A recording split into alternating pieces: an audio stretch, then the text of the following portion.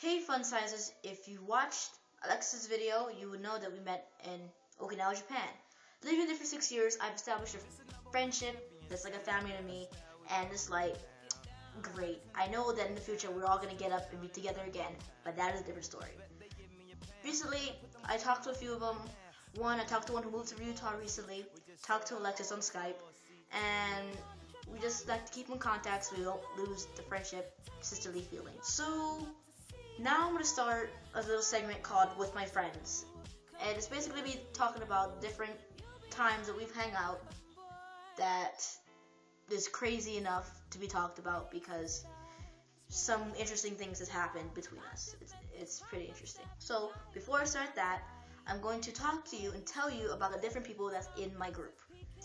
So let's go. Number 1. This is my best friend. Well, those are all my best friends, but this is I knew her for 5 years. For 5 years. I know her as the Smart Dunce. The reason I call her the Smart Dunce is because she's a genius. She is a real big genius, and she's really smart, and all of her subjects she aces it, straight A's and everything, but once she gets out of school, she's not the brightest person in the world. I mean, like, think of it like this. She's an A in school, more like a C in life. You know, you can't be both. You can't have both common sense and book smart. You just can't.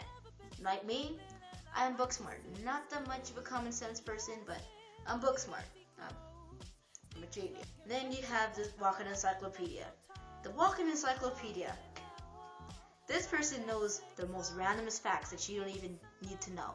Like, she'll just bust out saying something that you just don't really know if it's true or not, because you have to go home and Google it, because you've never heard of it before. She'll say something like this. Did you know the reason that fish float to the surface of the water is because their gas sacks are punctured? Did I really need to know that? Is there a reason why you told me that? I don't. That's nasty. Come on, dude. What is their gas sacks? And then this complicates even more in your head, and you have to go home and Google it because you're not even sure if it's true or not, and you confuse yourself and you look like an idiot. Thank you, Walk Encyclopedia. Then you have your lazy athletes. I might be this person. I'm not sure. My friends tell me this. I might maybe be this person. The lazy athlete is usually the person who is great at sports, like really great at sports, at every sport that he or she tries at, but is the laziest person everywhere else. Like, the energy that he or she takes to walk downstairs is exaggerated by 100%. Like, too lazy to get up and do something, but have enough energy to actually run like 5 miles in one day. I don't know. They're crazy. I don't even like running, so I don't understand why they get that from me. It's weird. I'm just gonna go with it. Then you have the penniless rich man. This person is usually the person who is rich. You know she's rich. You know that she has a lot of money. You know that she has 50 bucks in her wallet at all times, even 100 sometimes. You don't know. You gotta check her wallet every day. But, an example, you and your friends are at the food court, right? You want to go buy a pizza. Everybody pitches in a few dollars. All you has $1 left because everybody else is broke. The person that didn't pitch in any money was the penniless rich man. You know she has money. You ask her for $1. $1, just $1. She says, "Oh, sorry, I don't have any money." You know she's lying. You know she has money in that wallet, but you don't complain. You just beg her for money until she kind of cracks but doesn't, and that's when you sort of give up on the idea of getting pizza. Thank you, penniless Richmond. Next, you have your leader. Leader's pretty much like the president of the group, like who's like the alumni, like the person created the group, like the first creator of the group is like the president, who's like kind of in charge of everything. I don't understand that, but it's kind of like it, right? Then you have Miss Chastity. Miss Chastity is the one who's not gonna do it until she is married, and she's gonna not kiss anyone, not have a boyfriend. She's gonna be chaste and with Lord. But this person is the one that usually dresses up the most provocative out of everybody in the group. even more than the one that you know has done more than you've ever known, right? She attracts unwanted attention when she says that she doesn't want attention, but she gets it anyways. She's the one that hair flips her hair in ways that gets the boys coming over in no way. She flirts like it's nothing.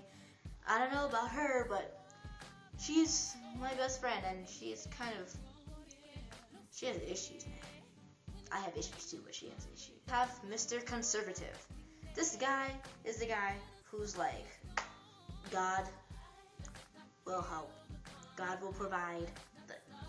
No offense, but that's cool and everything, but this is not the right time to be saying that. Fine. You're playing a foosball game, and you're saying that has nothing to do with the situation. Bring him up in a time of need that we need him to be brought up in. Don't bring him out of... oh my goodness. My friends are just... do it all.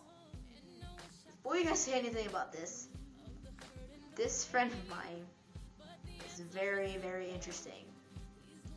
The reason I say that is because she is the most experienced in the group. If you guys know what that means.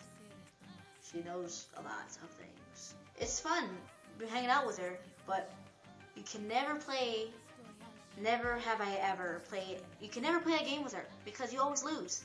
And it's like, come on. She has 64, you have 2, and it's like, there's no point in playing the game anymore because you can never measure up to what she's done. Thanks. The tomboy.